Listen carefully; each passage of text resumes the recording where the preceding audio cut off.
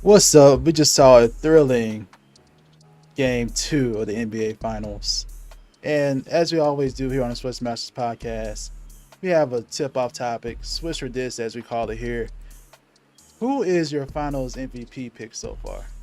You can honestly go any number of ways with this. Make sure y'all comment who you think is your Finals MVP so far. But Zay, who's your pick? So, as you all know, I predicted that the Mavericks will win the series. So I'm going to do it this way. Because I picked the Mavericks, I'm going to pick a Mavericks player to win Finals MVP. And that player undoubtedly will be Luka Doncic. Luka in the first 2 games is averaging 30 points.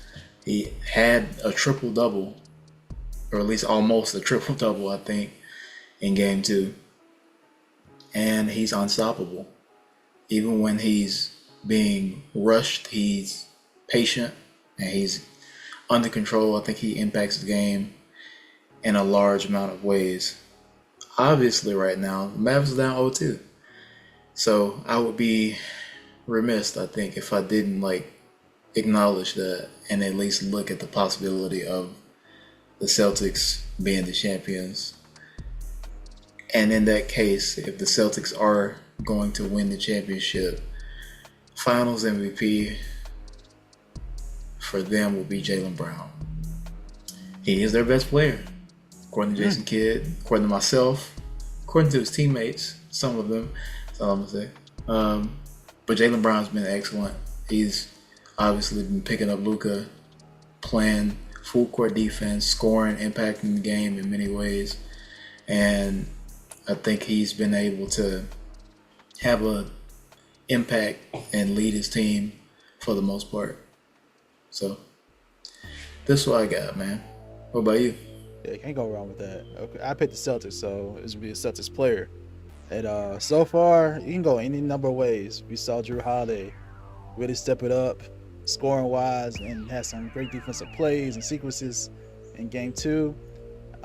He contributed a lot to game 1 as well, but right now I have to go with Jaylen Brown.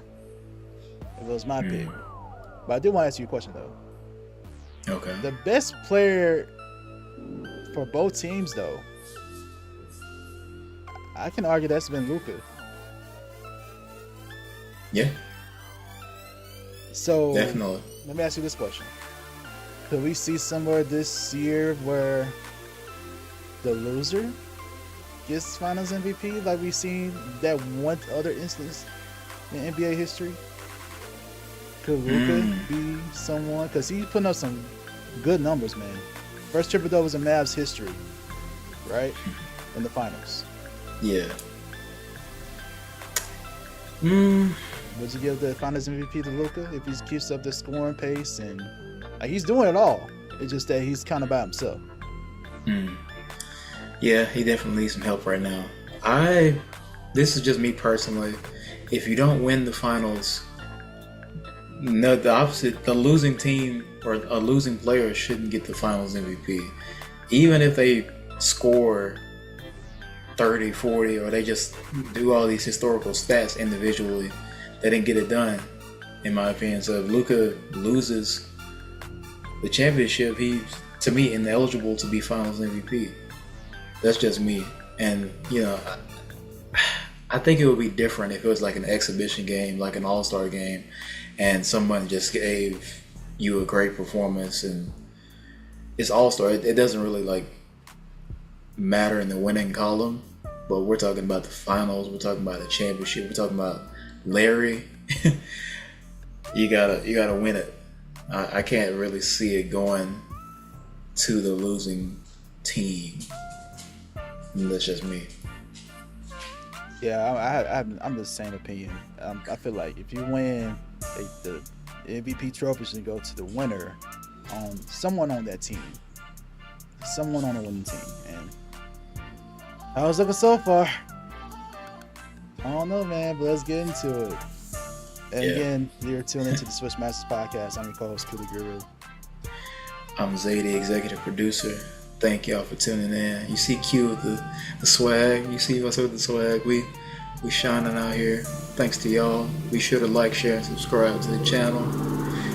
And let us know what y'all think about these finals so far.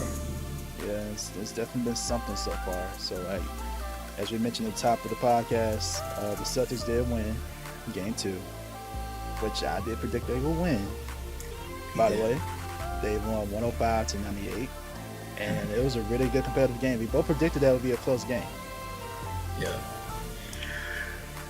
But for me, where this game was won and lost is at the free throw line. Absolutely. And nobody's really mentioning that, but I'm noticing this, and I've noticed this with this Mavericks team when they played against us in OKC. And again, if y'all didn't know, I'm an Oklahoma City fan. So Luka was not, I don't know, for whatever reason, the Mavericks have not been good at the free throw line. Whatever that reason is. And sometimes when Luka misses one, I'm like, oh, okay, maybe he's in the funk. But then the next minute, he hits a in-your-face 3 on one leg. Like, so, like, I don't know what it is, but they definitely have some free throw line issues. For example, they were 16 of 24 from the free throw line. Celtics were 19 to 20, 95%. Mavs, 67%. They don't get it done. We're in the finals. They ain't gonna get it done. And that's 3 points off the board. So 7 points right there. Yeah. How many points you lose by? 7. So like, you lost it at the free throw line. That's my take on what happened. That's literally how they lost. And if you're the Mavericks, this is a prime game for you to win. The Celtics were terrible from 3. 26% from 3. 39 attempts, 10 to 39. You can take advantage of that. That's wild. But let me give you, before I go any further, bro, give me your take of what happened in Game 2 for the Mavericks, man. Man, you're right. Free throws were a big thing. I noticed that early in the game. They had so many opportunities in the first half. I think that it was like at one point, I remember they went 2 for 7. I was telling my wife, like, that's all the points right there. That's the spread, literally. And then at the end of the game, they lose by 7 when they could have easily been in the game. On top of the free throws, obviously there were some turnovers. Luka had a lot of turnovers. Good point. I don't know. I feel like they haven't adjusted to the defense. 8 turnovers? Yeah, Luka had a lot of turnovers. The team had a lot of turnovers, honestly. And I feel like they've had a hard time adjusting to this defensive pressure from Boston. As we've seen, they've been pretty much picking up full court. Drew Holiday, Jaylen Brown are a very formidable defensive duo, to say the least. They put a lot of, and Derek White, they got a lot of guys who are capable to step up on any given night defensively on Boston's side. But the other thing is what we talked about in the first game. We got to get more contributions from the other guys. Kyrie had a better game than last, like in game 1, but still wasn't enough. I think he gave him like 16. Still struggled for bits and pieces of the game. Didn't really get anything from their bench. You got maybe like 11 from Derrick Jones Jr. I think PJ Washington was solid. Gafford was kind of like not a threat. They still haven't unlocked the pick and roll and unlocked the Twin Towers with Gafford and Derek Lively. They haven't really had an impact in the game. Boston's really done a good job of taking them out and doing a good job switching, I think, on pick and rolls, which has been a problem for the Mavs. But overall, it's interesting, bro, because on Boston's side, Jason Tatum had a horrible shooting night. as most of the Celtics did. They didn't shoot very well from three. But you got contributions from Drew Holiday this time, who had 26, 11 rebounds. Obviously, we were just talking about his defense. It's good for Boston that they can have a slightly not so good shooting night, but their defense and the other things that they're good at, they capitalize on. Like you said, they went 19 of 20 from the free throw line. That's incredible free throw shooting. And if you're getting 20 free throws in a game, you have a really good chance to win. So, some positives there. But Tatum has been pressing. Jaylen Brown didn't have the best shooting night, but he still, like I said, was able to impact. And Tatum was able to impact otherwise, too. He almost had a triple-double. But on Dallas' side, I just need more from the other guys. We're still waiting for Kyrie to have that big game, and he hasn't yet so far. Yo, I can make an argument that Kyrie, he didn't need to have a big game. He just needed to just have a game. And yeah, I probably could have won that. Like, average Kyrie would have won that. That's true. Like, that's all. You just need him to come just come to play. You just need average Kyrie at this point. So, like, again, that's not what we could have done. Just 16 from Kyrie? That's not. Nah, that's not. On 7 of 18 shooting. Did not hit a single three. Yeah. And we see the difference without having these live threats that they're used to seeing in their previous series. It's really taking a toll on the offense. Like, nothing's easy. And just shout out to the Celtics defense for that too, though. Yeah. And they're not letting them have their way in the paint. So not at all. It's tough, and there's some great highlight defensive plays that we saw in this game from the Celtics. And just seeing these plays, I'm just like, they just have more wow moments. The Celtics do, and most of it's on the defensive end. And that's really impressive. Like, the one on top of my mind right now with Drew Holiday and Derek White. Yeah. You know what I'm talking about? That turnover they caused. Which one? It was I think it was about to go out of bounds. I think Derek White saved it, and then Drew called it. Okay. Yeah. It was like, man, they had some really good standout defensive plays. Jaylen Brown, always, and the play at the end. I mean, yeah, was that a foul? Sure, yeah, it was a foul. But I don't think that had any impact on the outcome of the game, because Jaylen Brown did go back down the court and get a layup. And I feel like he would have got that layup again in any other situation. And going back to the Mavericks, I'll say this probably on top of their adjustments, because one adjustment they really need to make is to limit the live ball turnovers.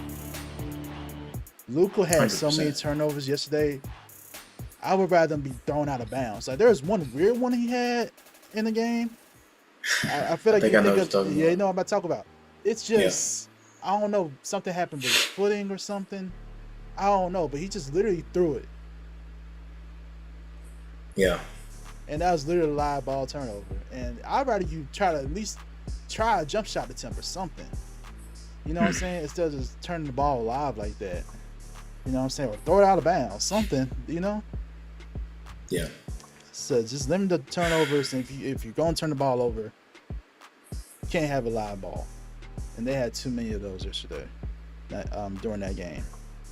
That's one adjustment for sure. If you're the Mavericks, hopefully your role players step up at home, because typically they play better at home than on the road. For sure. So, and maybe they'll do the same thing for Kyrie. So maybe get Kyrie going, and then they bring some of that mojo back when they go back to Boston. So those are some of the adjustments that I see. And by the way, make your free throws. If I'm Jason Kidd, I'll have them doing the free throw line routine from the jump. That's what we're doing. Instead of shoot around, come on, free throw. Yeah. But what are your thoughts? What adjustments they need to make? I'm with you, man. Definitely got to shoot better from the free throw line. Um, I really just think they need to give Luka more help, and I feel like that would eliminate turnovers. That would eliminate just boneheaded plays. I think like Luka is already like dealing with injuries, even though he's been fantastic. He's giving you great numbers, but He didn't I look feel like like yesterday. He was going off like that's why I said numbers. He's yeah. at least in the first half. Yeah, he's doing good things for you, but usually when the second half rolls around, all right, Luka can kind of like take his break and Kyrie takes over, right? We hadn't really seen that happen yet. Nope. But outside of that, like because he's having to do so much, or he's exerting a lot of energy in the first half, and like I said, he's dealing with injuries. He's probably a little fatigued at this point, and once you get tired, your mind goes and you make bad decisions. I saw one play where he just like tried to make it behind the back, and Luka can do that because we've seen him make some crazy passes, but I think in the position that he was in, he wasn't like able to process it as quickly as usual because it's probably just dealing with his injuries and fatigue. So if they can give the other guys, if you can give some sort of spectacular performance or just a boost in some way, give me 5 extra points from PJ or Derrick Jones Jr. or Gafford getting like 15 and 12 rebounds, that opens up the floor for Luka, that opens up the floor for Kyrie, because now if the other guys get hot and you got Kai going to the basket, you got Luka going ISO or going in the pick and roll, it makes everybody a threat. Therefore, you have more opportunities to score. You have better chance of like saving these guys for the fourth quarter when you know you're going to need them. I think they just need to be able to and be aggressive. Like the other thing that I noticed was that they kind of, to me, haven't like really brought the energy that I would expect from a finals like performance. I feel like they are like kind of coasting. All right, fourth quarter or like random spurts. Let's pick up the energy. And they had a moment like that when I think they cut it to within like 5 or cut it to within 3. And it was like, all right, we need them to play. Obviously, I think Jason Kidd preached to them to like, all right, let's play with pace. Let's play a little bit faster. And we saw them pushing the ball up the floor. PJ Washington pushing the ball up. Derrick Jones Jr. pushing the ball up. Kyrie going faster in transition. They need to do that, but they need to be consistent with it. I know you got to pick your time, pick your poison when you're dealing with many like minutes in a basketball game, but I feel like they just need to go and be aggressive at all times. That's something that I feel like they're lacking. If they are constantly on the attack, then they have more opportunities to score. That's really what it boils down to is be aggressive early and consistently.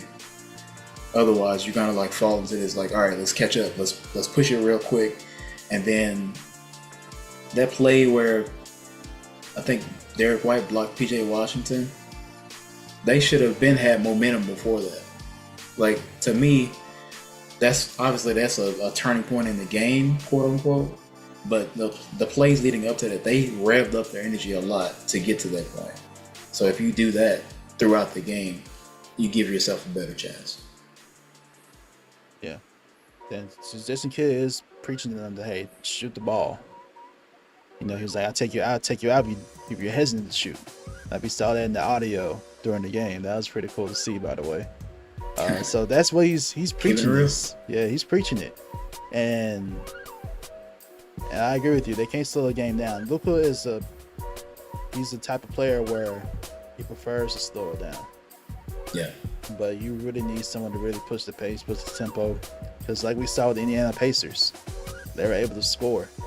And I think that's why people thought the Mavericks would win this series based on what happened with the Pacers, because the Mavericks have better players, but it's about style to play. The Mavericks aren't used to playing like that. So to call for this adjustment now, I'm not sure how doable it is and who can actually do it. And the other thing too, maybe need to get the ball to Luka's hands because Boston's picking this man up full court. Yeah. And he's there a lot of energy trying to get the ball past half court. Yeah. So, that's the defensive play I was thinking about. Where they almost caused that, and Luka had to throw it up, but they had to. Yeah, the Celtics are just on point defensively, man. But They're going back to the really good defense. just really good defense. But maybe let somebody else bring the ball to the court. You have another ball handling Kyrie. Let him bring it up the court first. Sure. He tried putting Exum in there to try to push the pace, but I don't think that's going to work out, honestly. I don't think that's the answer. Maybe look for some other answers on your bench. I do like Hardy. Is that somewhere? Do you go there? The one person we haven't seen at all this series, which I'm surprised by, Tim Hardaway. Yeah. Maybe try to put the vet in there, see if he can provide some type of spark for you. So, I don't know. Do something. But I agree with a lot of what you said. And they were mentioning that stuff in the post game too. So, I don't know, man. Look for some type of answers. Yeah. I think it's... Yeah, Luka obviously plays at his own pace, and we know that. I think you don't change that particularly, but for the rest of the guys, because they're picking up full court, pretty much not on Luka, but everyone. Yep. And they're, if they're gonna pick up and you play a slower game, they're just sitting in their defense waiting for you to come to them or make a mistake, and then they capitalize on it. So I feel like if they kind of rush them, it helps you. I know that's an adjustment that's kind of hard to make, but it's the finals, man. You got to figure something out. Yeah, especially when you haven't played that way all season. Yeah. So that's gonna be a hard adjustment to make, in my opinion. But that's something they really need to consider, or just stay the course and you're at home. Maybe it'll work out. True. We'll see. We'll just have to see. But we'll see. And on the Celtics side, one thing that came to the top of my head is keep attacking Luka on offense. Because clearly that's having an impact on him on the other end. Because as we saw the trend, first half, the first two games, on point, scoring, everything. But in the second half, especially in the fourth quarter, doesn't have enough. So Celtics keep attacking Luka on offense. Because every guy can attack Luka no matter who he's on. Or they call a screen to get the switch on Luka. So the Celtics are doing really well. And shout out to Joe Mazzulla. I don't think we do this enough either. Joe Mazzulla is doing a really good job coaching this team. So, and I don't know if you've seen some of his pressers. This man is wild in the pressers too. So I like it. I respect it. Yeah. But those are some of the things I can think of. But you're going on the road now in this next game. The main adjustment I need, and as a person that picked the Celtics, it's honestly just on JT, man. There are some points in that game yesterday. I ain't talk about this earlier, but there are some points I was like, Jason looked scared to shoot, bro. He looked hesitant to shoot. It's particularly in that first half. I was like, yeah. The very last play in the second quarter before halftime, JT had the opportunity to shoot the ball in the corner, open, but he was hesitant. The defender closed in, he drove and did some. He couldn't get a shot off. Yeah. He couldn't even get a shot off. So like, I'm like, man, this man really is hesitant to shoot.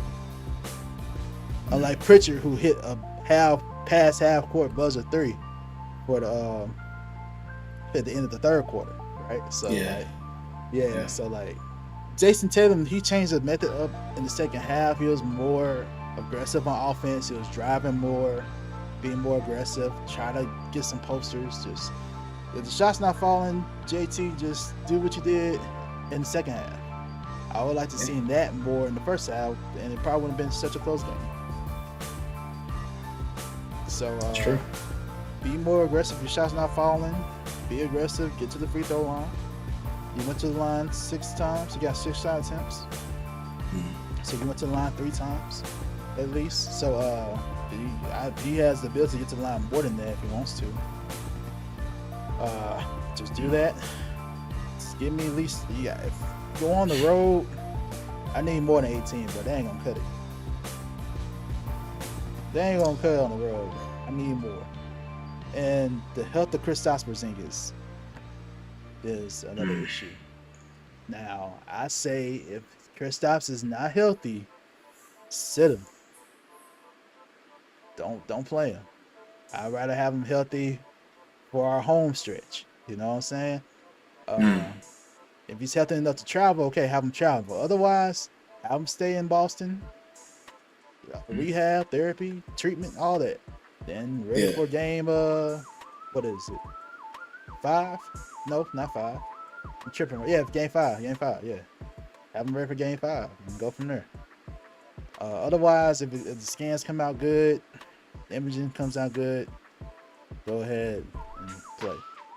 So, but still come off the bench, because at first I was saying start him maybe the next game, but at this point, no. After what I saw, you coming off the bench. Limit your minutes, because clearly he has such a huge matchup advantage. That's so valuable. Because imagine if they didn't get that from Porzingis yesterday, they would have lost. Probably. Yeah. Because Porzingis, he's just a matchup issue. So nightmare. It's absolute so hard for the Mavericks to match up with that. So those are my suggestions for any possible adjustments for them, and really relies on JT and let the defense lead to offense, get some easy transition buckets, and just play their basketball. Because otherwise, everything's fine. The only weak link per se is just been Jason Tatum. And it's only been on the offensive end because he's finding guys. He had less turnovers this time, which is great. Like you said, almost had a triple-double, which is great. But your role players are probably not going to play as well on the road. And your superstars got to step up. And I have confidence that Jaylen Brown will, because I've seen it throughout the whole playoffs.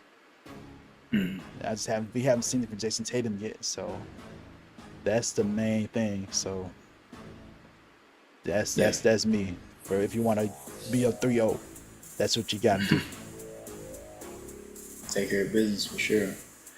I think you can make some good points, man.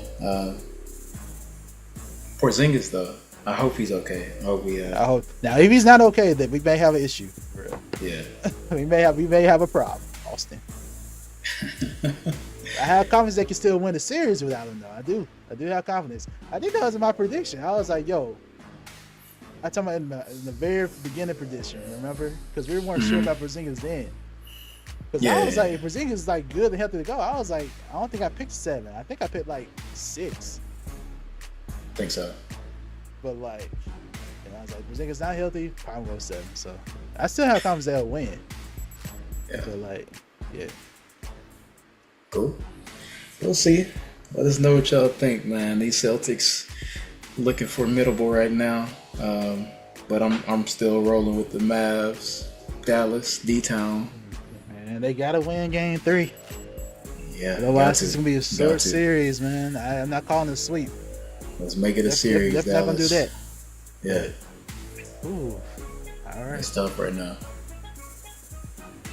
Let's get to some news around the NBA and basketball before we give you our predictions for Game 3 of the NBA Finals. So, first major piece of news, man. Dan Hurley, we talked about this in our previous podcast. He met with the Lakers on Friday. Yeah. Apparently, they offered him a huge offer that, like in The Godfather, offer you can't refuse. You know what I'm saying? Like, so apparently it was a $70 million deal for 6 years. That's what Rose reported. So, and that's a significant amount of money, generational type money, man. And 100%. Dan Hurley said no. Dan Hurley said no. And that amount, I feel like it's worth it based on Dan Hurley's pedigree his experience. This is a 2-time champion, and he chose to go back to UConn. I think it's a good decision. Do something that hasn't been done, like go like in the wild, like 3-time champions, 3 times in this era. Yeah, we have seen that, and they could do it. They could do it. absolutely. And I want to mention one more thing about Dan Hurley. I'm gonna let you go. He is in the midst of negotiating a contract with UConn. And remember, I said that. Yeah. Remember, I said that, bro. I was like, this is probably a place just to negotiate. And that news came out like, yo, he's still negotiating his contract with UConn. He's gonna stay in UConn. Yeah. But I thought it was a ploy to get the money up. Other people thought the same thing, so that's what it's looking like. But I got some more to say about these Lakers in a minute. But I'm gonna let you go. What's your thoughts about this? I'm not surprised. I think that Dan Hurley is a great coach, and the Lakers were looking to make a change, do something new. But I think both of us have kind of like alluded to it. I just didn't see it happening, and I really didn't. If I was him, I would have did the same thing. I wouldn't have taken the offer, just because of like you said, he has something he's building over at UConn, back-to-back champions, first time in a long time, and B, the Lakers have, to me, some organizational issues that they need to resolve prior to this. I mean, obviously, it's not going to happen prior to this, but yeah, I'm not surprised by it. I think he has a better chance of like really doing something that he like can leave his mark on, if that makes sense, at UConn. Lakers, it's just so messy around the media and what gets released for them and all the rumors and everything. I get like, I don't think we doubted any of the candidates so far. We've talked about how even like with JJ Redick, we think he could be a capable coach. We think Dan Hurley is obviously a capable coach, but it's more so about the hands in the pot thing and like who's going to do what with the Lakers. And then can you make it like you offer Dan Hurley 6 years, but realistically, if we're talking how the Lakers' track record has been over the past few years, if they don't do good after this year, is that it? If they don't do good in 2 seasons or make it past first round, second round, is he out of a job now and you just did all this to hire him for nothing? Because that's what it will look like to me. But I think they have to look at things, like I said, play the long term, find someone who's going to fit long term, that works with the current players and can help you develop the next few years post LeBron. Because that's what, to me, is going to be the most relevant thing for the Lakers in the next few years. Yep. That's true. But, the Lakers, man, here we go. It's still NBA Finals going on. Lakers not playing, and they find a way back in. Yeah, man. It's I'll say this too. I give them credit for like trying, and we talked about in the other podcast too about some of the benefits that Dan Hurley will bring to the Lakers. But we just question like what all the players buy into his system, but we know for sure it'll be good for the development of young players. Yeah, for 100%. sure. But the Lakers as an organization it's an organization that doesn't really focus on development like that. And once they do, they trade those pieces away. And remind you, Brandon Ingram, Julius Randle, Lonzo Ball, D'Angelo Rosa. Yeah, but he's back on the team now. But he used to be, you know what I'm saying? But yeah. like they sent them away. Exactly. So like you sent these young pieces away. Can you imagine they had those pieces now? At least some of them. Like, but this is a team that focuses more on win now attitudes, which means bring in big names. You know, this is how they've been as an organization. So those two modules don't really connect. So that's why we were questioning it a little bit. But we saw the huge positives there would be for like potentially Bronny if he goes to the Lakers, right? But we give him credit for that. And Dan now gets some wings for life over there, man. So you give him wings for life. It's awesome. It's a Connecticut restaurant. They kept their promise, so that's cool. Hey, you had me at wings. The money wouldn't even. The money's second now. It wasn't even a factor, huh? But yeah, shout out to that restaurant, man. That's cool. Dan Hurley, hope he gets a good payday, a well-deserved payday from UConn, and hopefully he does well, you know, pursuing another championship, man.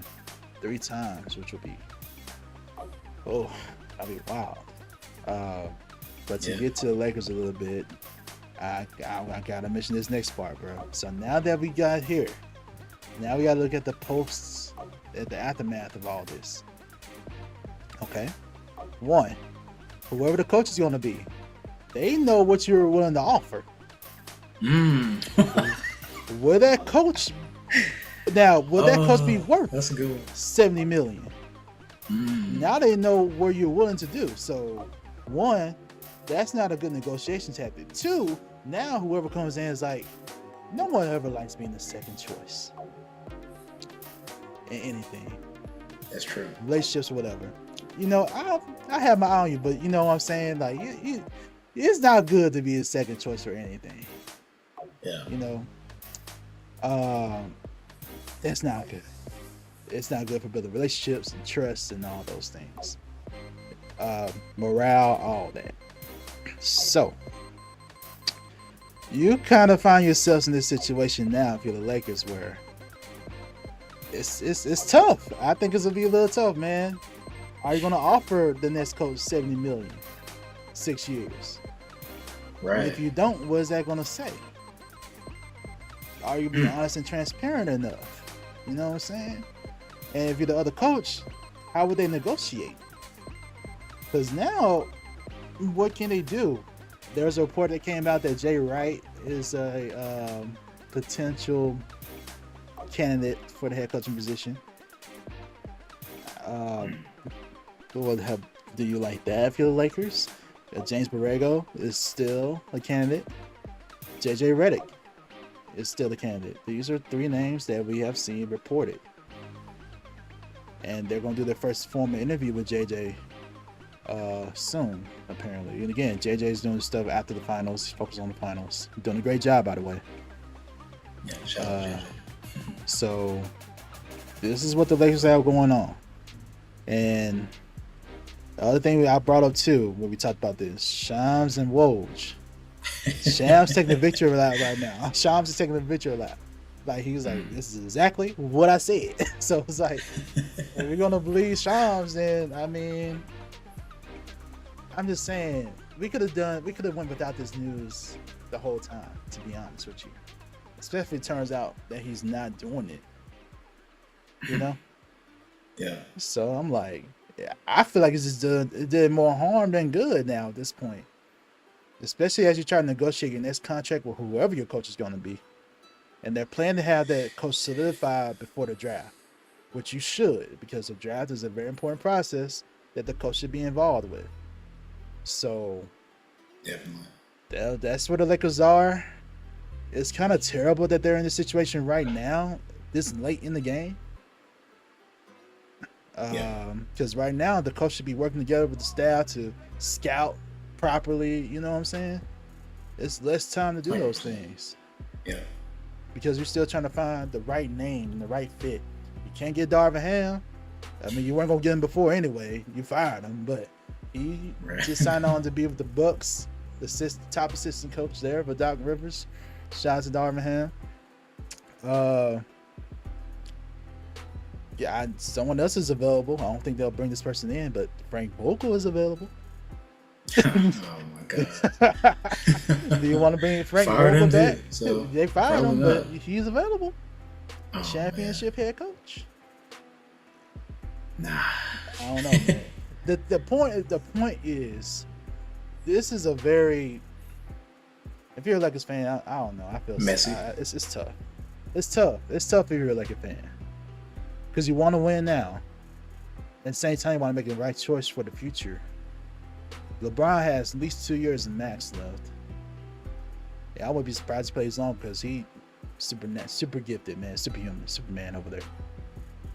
But everyone's thinking about maybe 2 years max. Anthony Davis, I don't know what he'll look like in 2 years. Will he really be your franchise player in 2 years? You know what I'm saying? Do you reset? This is a very interesting time for the Lakers franchise. Moment. It really is. Yeah. Because your roster is not good enough to contend right now. We'll have the offseason to digest and analyze and see what happens, but they say they'll build around them, bring in more complementary pieces. And to me, that's the primary thing that they need to do because their roster is not championship contention type. You know what I'm saying? Yeah. It's a good start. It's a good foundation, but you need more. So, and the other teams in the West are just going to get better. OKC is going to get better. Don't let Victor Wembanyama get it going. You know what I'm saying? And who they may bring in the off season. Yeah. There's lots of rumors about that, and if any of those rumors are true, Spurs are going to get it. You know what I'm saying? Like, I'm just saying right now. So, but the other more realistic team, Nuggets are always going to be in contention. Mavericks, we didn't think they'd be here, but here they are. So, like, the West is tough. T-Wolves coming back next year too. T-Wolves, yes. Suns should always be contention. Should be. They should be. Yeah. There's another team I was thinking about. They really should be in contention. Oh yeah, the Grizzlies. They could easily come back. Josh gonna be back next year. Yeah. Exactly. Like, that's another team. So Rockets improved. They could take a playoff spot away from somebody. The Kings, Mike Brown. Like, the West is tough. It's loaded. And you need complementary pieces to surround you. So, like, Lakers fans, I don't know. That's those are my thoughts though. But whoever they bring in, you need to be transparent and honest enough. Like, hey, we're willing to offer you this much, this many years. It's just interesting. So, for example, what if it is JJ and he gets paid that money? He get paid automatically the top 6 head coaching salaries in the NBA. And I don't know if that's the most financially smart move because, again, we don't know. There's no track record. JJ hasn't been an assistant coach anywhere. Yeah, not at the NBA level. Not at the NBA level, yeah, but those are the only questions, man. He hasn't worked with the team. Steve Kerr, for example. Some people bring this example up, but Steve Kerr, people forget he worked in the front office, man. That's different. Steve Kerr. That's different with Steve Kerr. Who's another one? Like, who's another player turned coach, man? Do you think of another one? I know Steve Kerr's an example I heard often, but I'll be like, yo, the main point is that he worked in the front office before. That's different. He worked in the team dynamics and stuff like that. He had experience that way. But yeah, I can't think of any more on top of my head right now. But that are head coaches right now. I guess right now, or at least have been in the past. I guess.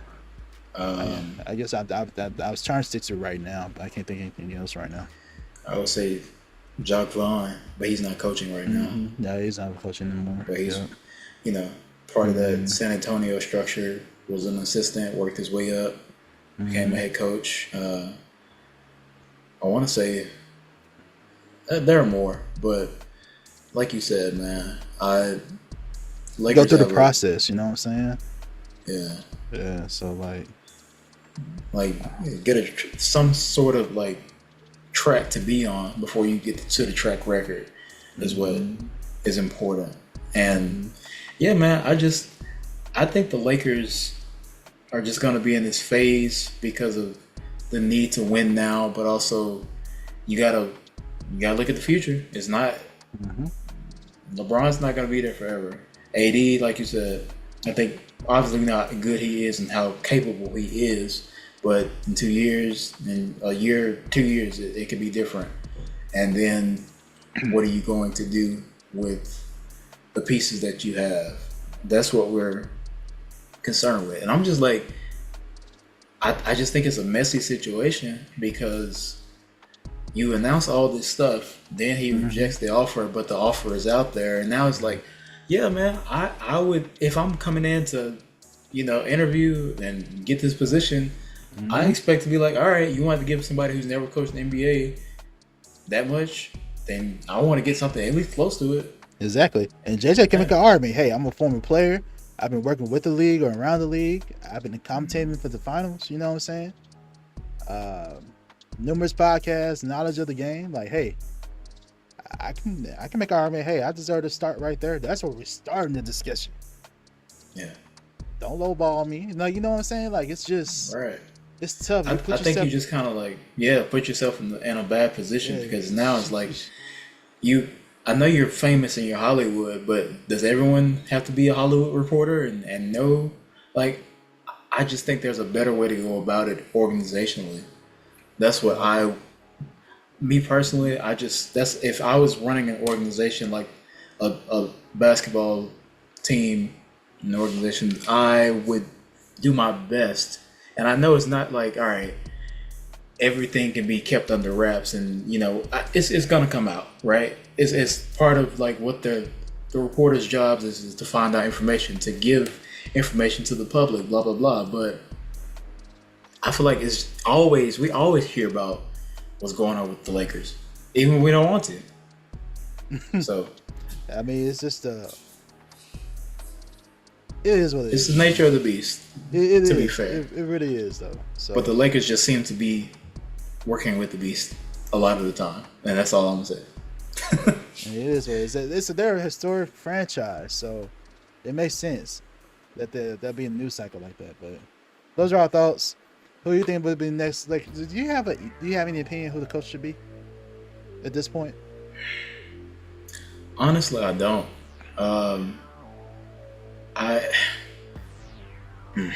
I don't, because it's right now it's just a hard situation because it's like, all right, you got LeBron, so I'm sure he wants to win another championship. You got AD, very capable. You want to go for another championship, but at the same time, I just look at it as I think the window is closed, but they probably think, let's go get it.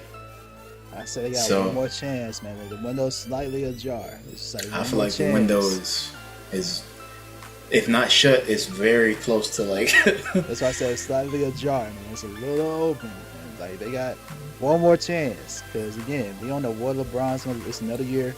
I fully believe LeBron be another All-NBA level type year. Because he's LeBron, he hasn't shown me anything to prove me otherwise. So. But I would have the same question. Although AD did a better job this year, shout out to AD, played a lot of games. But it's always be a question in the back of my head because of the injury history. Will he survive another year at a high level? These are all questions. And that's why I had a question like, will AD actually be your franchise player in 2 years? Because all these injuries and stuff build up, man. It doesn't last. He's getting older. Yeah. So you probably want to just put chips in the basket and begin to rebuild. You got a chip out of this bunch. You got one. I mean, I say they messed up when they didn't keep the team from 2020. 100%. That's where they messed up at. That's my opinion. But Lakers fans, y'all tell us your thoughts, man. Who you think be next head coach? I think we both predict based on Sean's reporting that it's gonna be JJ Redick. Seems that way. And it seems it's gonna be that way. And I don't mind seeing JJ coaching. We already had our thoughts about it and our thoughts about it. It's just there are other candidates out there that could do a good job. I'm always gonna advocate for Sam Cassell. Absolutely. I think he could. He been deserved the opportunity to coach. I'll always put Mark Jackson's name out there. You know, I think Kenny was going to coaching at one point. It was rumored one time with the Rockets, but I don't know. I would have liked to see how he does. If the inside the NBA goes away, maybe go into coaching. I don't know. But and although that would be another former player type thing, it's a little bit different because he's more. I don't know. Kenny has done a lot of different things with basketball development. He has his academy and stuff like that. NBL too. Oh, he does? He's I don't know if he's a consultant, but he's working with the NBL to kind of make a new program that allows high school students to go to the professional level before they go to the NBA type of thing. Right. And I would make a similar argument for him to be a coach, same way as I said for JJ, like knowledge around the game, all this stuff, asset to the game that way. But I don't think Kenny has experience coaching though, at least not on the NBA level. So it'd be a similar situation. But he has a little bit more pedigree though to his name. Yeah, for sure. As another former champion too.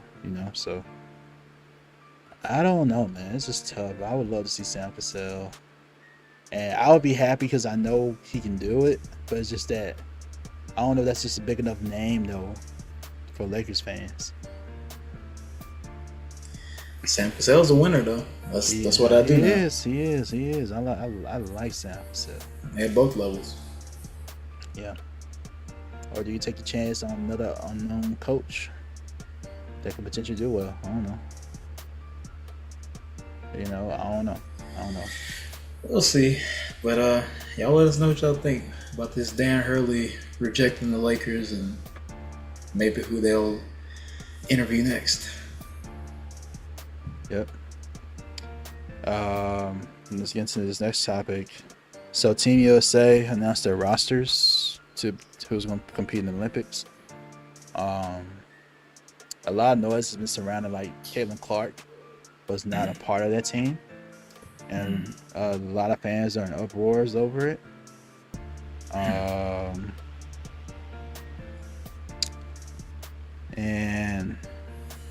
a lot of comments surrounding it. And just have one question for us, man. Was Caitlin Clark snubbed from Team USA? No.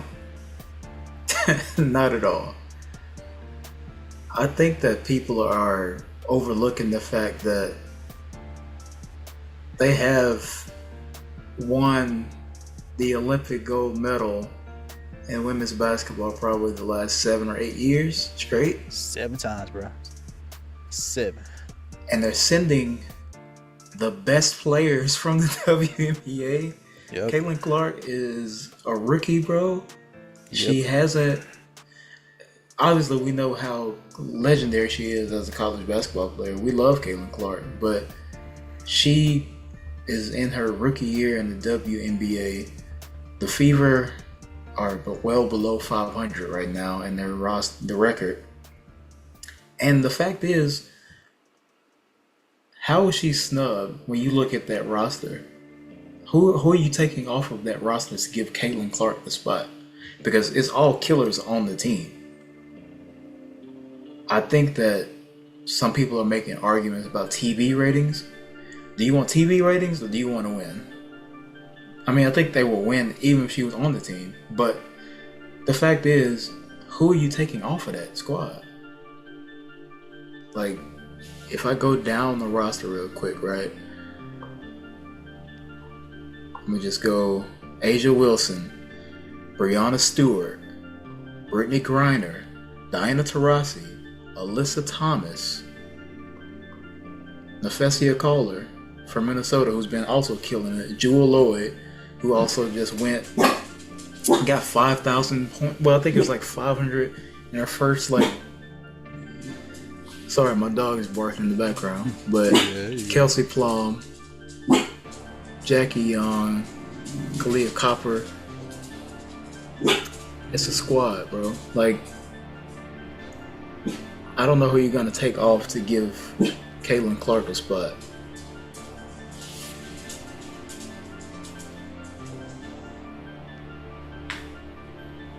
Yep.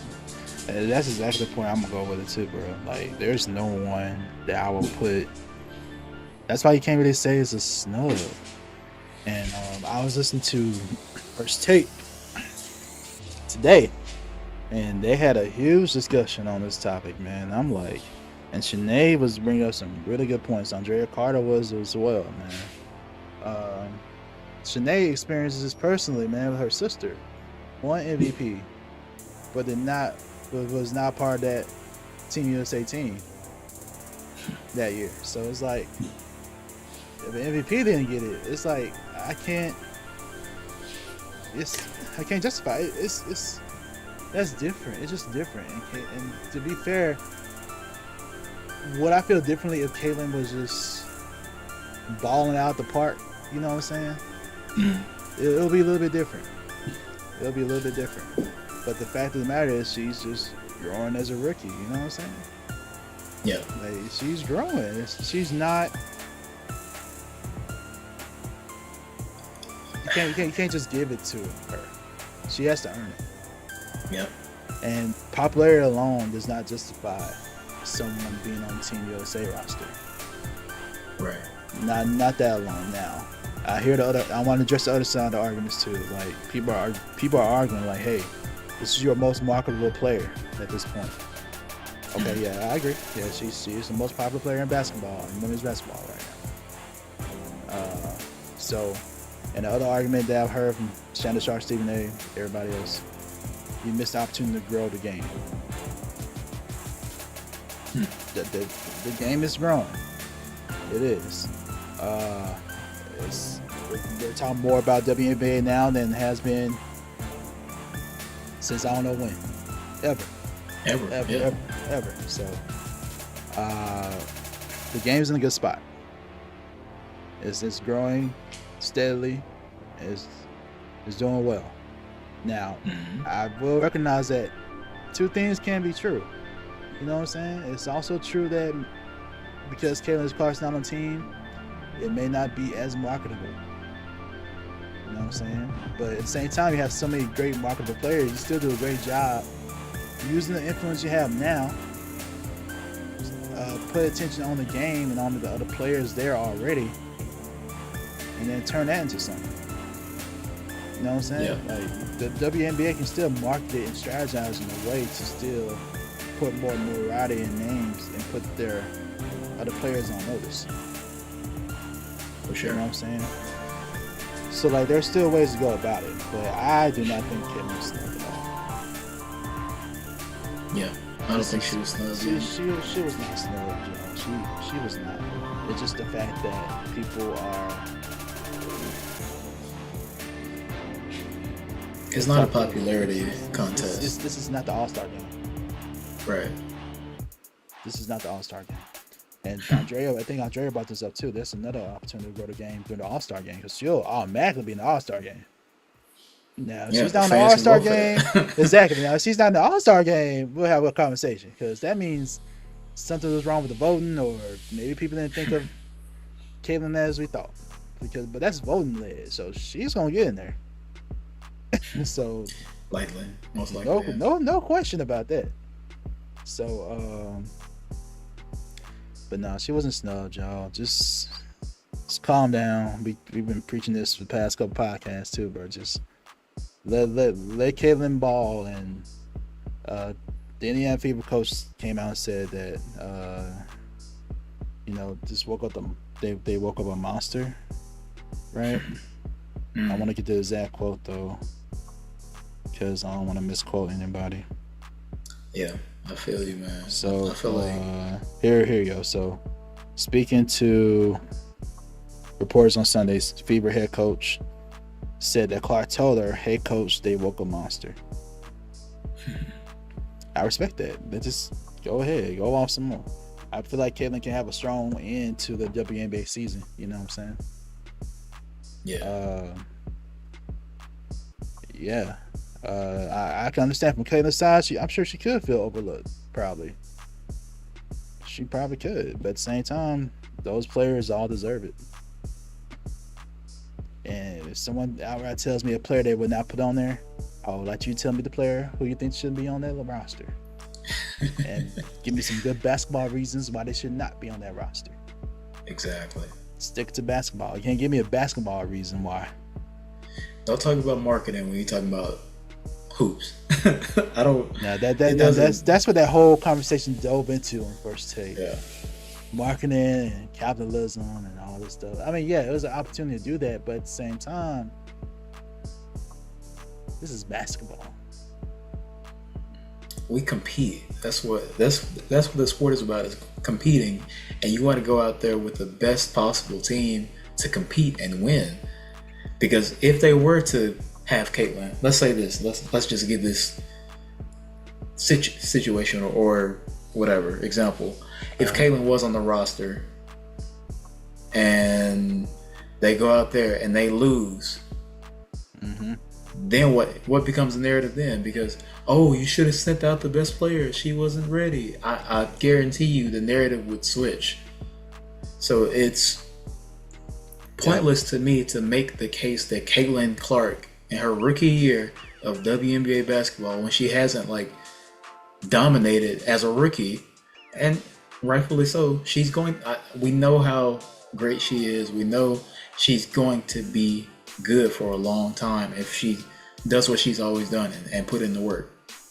But she's still translating from college to the WNBA, which is the highest professional level of basketball being played. I saw Reggie Miller on a podcast today making the same point. When you go from high school to college, there's a transition period, because you probably in high school were the most dominant, the most athletic, the fastest, the strongest, the best player. When you go to college, that's everyone else who has also been on a high school team where they were the best player, the best this, the best that. And then you have the same thing going to the most high level of basketball. So I should give her the time to like develop, and then she'll be there. Like in 2028, she can have the opportunity. Like it's not going to hurt anything. I feel like people associate the name and forget about the actual skill of so many other players, and that's what bothers me a lot about the whole thing with all these debates. I'm not saying that she's not good or that she's not deserving of something, but also that doesn't mean that other players aren't as well. Like if you think about, to me, a snub is from the wings, Arike. She's had 20-point games all year long, like 20-plus point games for 9 straight games, or the first 9 games of the season, and that's only, I think, Cynthia Cooper has done that. Cynthia Cooper, one of the greatest women's basketball players there is, but she's not on the roster. So, again, who are you taking off?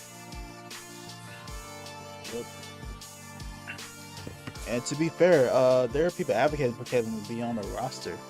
I remember Lisa Leslie, her comments are coming back around, being viral again based on what she said back in April. She was advocating for Caitlin Clark to be on the team. So it's not like no one's just against Caitlin Clark, man. I'm just gonna say I'm not against her. Nobody's against her. Like, yeah. Just because we say that she wasn't snubbed, don't think that we don't support Caitlin Clark, or like we think Caitlin would be a good player, a great player. She will be. She will be. It's just going through growing pains. And again, if you don't agree, comment what player would you take off the list. Give me a basketball reason why, and then we can have discussion in the comment section, like for real. Like, give me a basketball reason why. I mean, and at the same time, again, I do understand the argument. Like, hey, if that we could have missed the opportunity. But yeah, that's the cool thing about opportunities that always come back around. Is this the last Olympics ever? No. Is this the last thing Team USA will do? No. Like, chill out. She's a rookie. Come on, man. Yeah.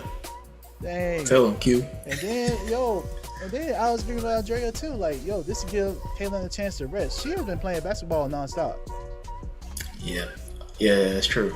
Like, NBA, I mean, they have a gap for their draft, but WNBA, you go from college, and she was in the championship. So she played multiple games and going into basically straight into professional basketball a couple weeks later. So if that, I do that's a one good more point. thing too on what Caitlin Clark. Like, say for instance, she was still on Team USA. She was selected, right?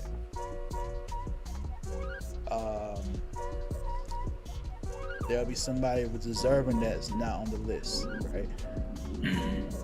But that won't be made as much noise about because they're not Caitlin Clark. That's one. Two, if Caitlin is on the team, and I don't know the locker room dynamics of anything at all. You know what I'm saying? All I know Caitlin is believed to be a really good person, a good locker room presence, and all that stuff. But what would it be like in the locker room? Because we already seen some pushback from former WNBA players about Caitlin's impact and all this stuff. So there could be a chance for maybe potential rifts. You know what I'm saying? Yeah, I don't know. It's a legit thing, especially as a rookie. That's different, man. And especially if you're not balling on like Candace Parker type level. When she was a rookie. You know what I'm saying? Like it's just different. Yeah. It's different. And before we end this topic, I'm gonna go one more thing about this stuff because it's kind of related. I love the fact that WNBA is being discussed about more. When we first started this podcast here on Swish Masters, we wanted to include the WNBA in a lot of our topics. You know what I'm saying? Now, I will say that we could have done better, for sure. Like, we could have did better with covering, like, for example, the finals and playoffs and stuff. You know what I'm saying? Definitely. But, like, I will admit that. And I'm humble enough as a person to admit that. So, hopefully other people, I don't think they'll hear this, can hear what I'm saying too, and just admit we could all be doing better in supporting the WNBA. Even though I feel like we talked about it more than what we've done than segments I've seen on other shows, because we talked about WNBA and some other aspects before Caitlin Clark got here. Yeah. You know what I'm saying? But the fact of the matter is, we go through our playlists and videos and stuff, we don't have as much content. You know what I'm saying? And we can do better with that. You know what I'm saying? So, like, and we will. Just, I'll just say the only time we talk about WNBA shouldn't be just about Caitlin Clark. Because WNBA 100%. is a whole organization, a whole bunch of different players that are awesome and teams that are awesome. So, I'm going to challenge not just us, but everybody else in the basketball space. Do more to support the WNBA as a whole, not just one person. Okay? And again, I'm not dissing Caitlin Clark. I'm glad that she's part of the league. Glad she's doing everything. But let her be a part of this WNBA story and brand. Just like once LeBron goes, we'll move on to the next person. But LeBron James' story will be itched into the NBA story and brand. For sure. That's all, man. Y'all just chill out, man. I'm not a cussing man, but if I was, I'll just y'all just chill out. Dang. Who raised you? Yeah, man. God. Hey, man. Just chill out. Alright. That's that, man. That's very interesting predictions, bro. Let's do it, man. Alright. So Celtics versus Mavs game 3. It's gonna happen Wednesday night, right, bro? Wednesday night? Wednesday night, yeah. Yes, sir. 7:30. Yes, sir. In Dallas. All right, man. What you got winning? You already know. How's it gonna go down? How's it gonna go down? You gotta give us that too. I got you. You know I gotta go Dallas Mavs, man. Simply because, all right, changing the shift, changing the home court, back in front of your own fans, a little more energy, expecting a little bit better play from the role players. I expect Luka to be Luka. Kyrie, still waiting on that game, and I think this is it. Like, urgency is there. You're down 2-0. You can't go down 3-0. And you got to beat this narrative that Boston is... You're like 0-12 versus Boston, bro. So I think the Mavs, because they have to win, are going to put it all out there and go win this game. Again, tight game. Very close at the end. Honestly, it may come down to the last shot, like a buzzer beater. I don't know. I'm feeling like I'm thinking about this Kyrie left-handed hook that he had earlier in the season. I remember that. I think we get some kind of crazy moment, whether it's Luka, whether it's Derrick Jones Jr., whether there's some sort of lob that Luka throws that no one sees coming. Something crazy. Come down to the last shot. Maybe overtime. But I see it being a close game, and I say the Mavs are going to come out on top because it's that they're going to have that sense of urgency. We got to get to it. We got to stay alive. And we're at our home court. So, protect it. Okay. Yep. That's where I'm at, bro. What about you? Okay. Not surprised. I mean, of course, you got to go that way. But of course. The reality of the situation is the Celtics have all the momentum going to Dallas.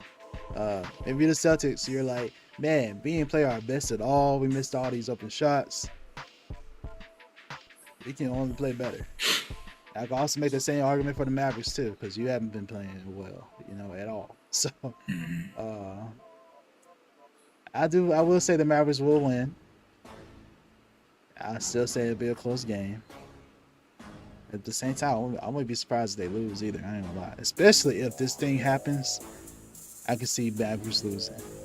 If Jason Tatum comes alive,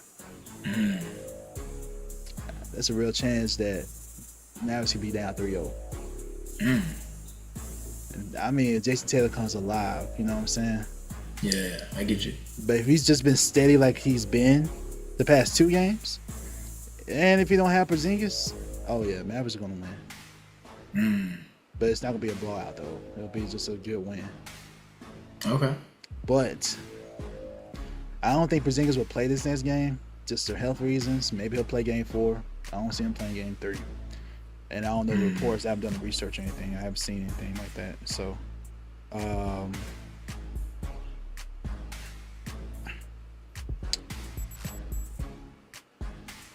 yeah, I would say Mavs win. Could win maybe by 10. Maybe win by 10. Now it's close towards the end, but you make some plays. Luka hit some shots. Kyrie hit some shots. You know what I'm saying? And y'all win game. Y'all win game 3. Mavs win game 3. Now I say my prediction for game 4 for a later day. But if Jason Taylor goes off and he comes alive, do not be surprised if the Celtics win, man. Okay. I'm serious because stars have to step up on the road. So just to be clear, your official prediction for game 3 is Dallas? Yeah, for sure. The official pick is Dallas, but I would not be surprised if if the Celtics somehow future win. And like, if they do somehow win, it's got to be because JT came alive and went off. Okay. Along with the consistent support of Jaylen Brown, you know what I'm saying? So yeah, that's my prediction, and I'm sticking to it. We'll see. And of course, if Celtics win, ain't gonna be no blowout, nothing like that. It's a close win, probably like it was yesterday. So okay, I'm with it. I'm excited, man. We'll see. Come on, Mavs, don't let me down. Yeah, we'll see. Yeah, y'all give us y'all thoughts in the comments. Who's gonna win game 3? It's gonna be awesome. Oh yeah. Let's go Mavs. Yeah.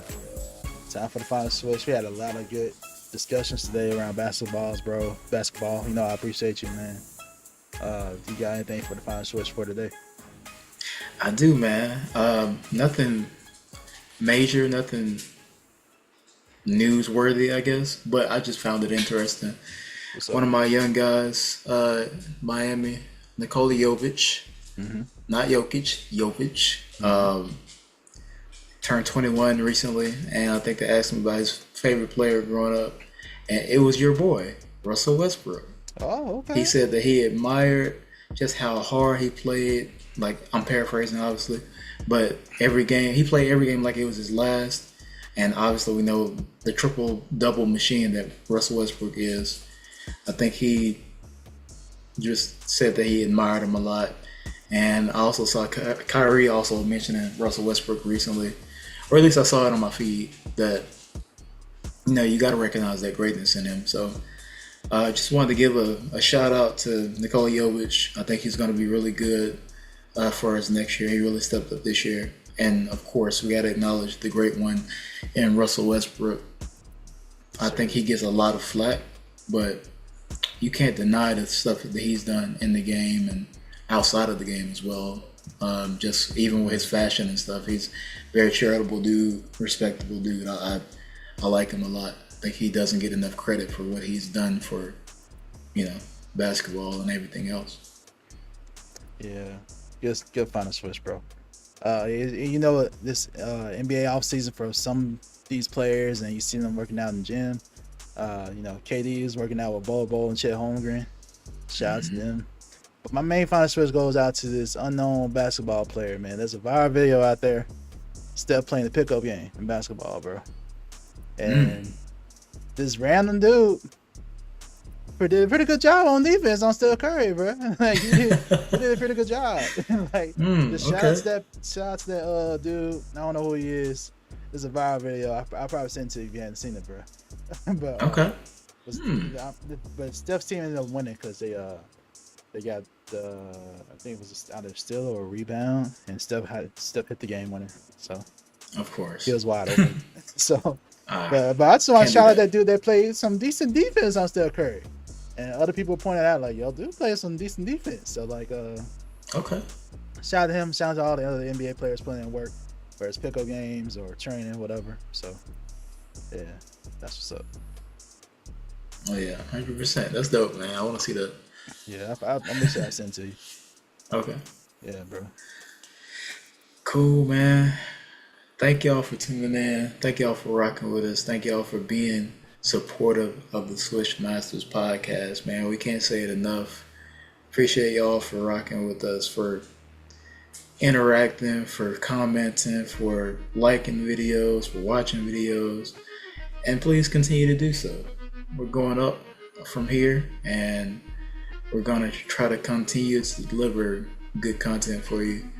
Yeah. And just keeping credible hoops, you know what I mean? Like, I think we do honest takes here. We try to make sure that we are being genuine in what we do, and also just having fun, man. So we like basketball.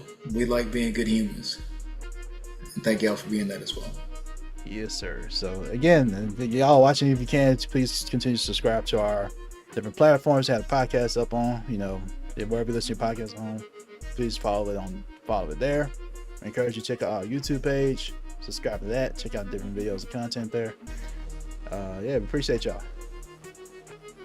Oh yeah. Till game 3, guys. Yep. Peace.